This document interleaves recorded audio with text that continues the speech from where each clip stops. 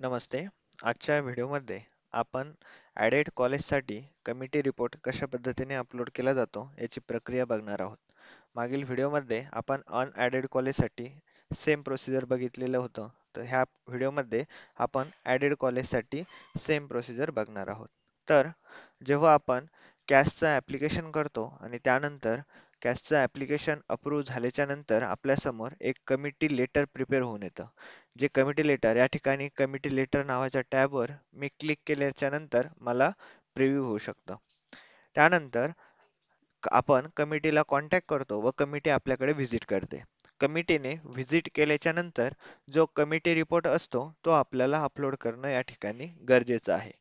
तुम्ही जर हे ॲप्लिकेशन व्यवस्थितरित्या बघाल तर इथं मिनिट्स ऑफ सिलेक्शन कमिटीच्या समोर डॅश दिसतोय आणि कॅश परफॉर्माच्या समोर पण डॅश दिसतोय.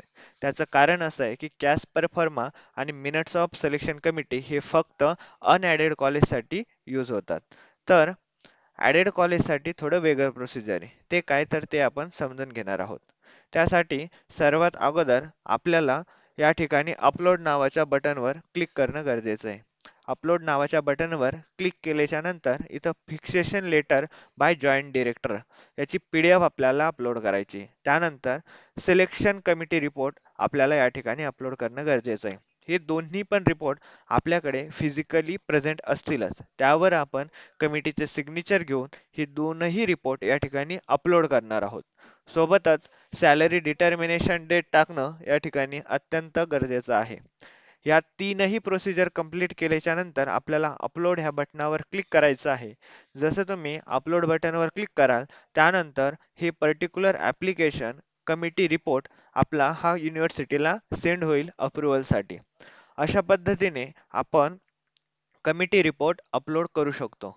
बरेचसे कॉलेज चूक करतात की या ठिकाणी फिक्सेशन लेटरच्या ऐवजी दुसरं लेटर अपलोड करण्याची शक्यता असते. त्यानंतर सिलेक्शन कमिटी रिपोर्टच्या ठिकाणी चुकीचं डॉक्युमेंट जर अपलोड झालं तर आपलं जे ॲप्लिकेशन आहे ते रोलबॅक होऊ शकतं. अशा केसमध्ये जेव्हा आपलं ॲप्लिकेशन या ठिकाणी रोलबॅक म्हणून आपल्याला स्टेटस दिसेल, आपण परत एकदा अपलोड टॅबवर क्लिक करून पुन्हा तेच जॉईंट डिरेक्टरचं फिक्सेशन लेटर आणि सिलेक्शन कमिटी रिपोर्ट या ठिकाणी अपलोड करणार आणि विथ सॅलरी डिटर्मिनेशन डेट या ठिकाणी ह्या तीनही फील्ड मी भरून घेणार आणि अपलोड टॅबवर क्लिक करणार.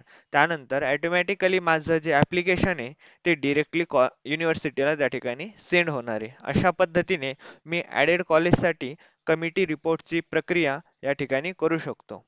धन्यवाद.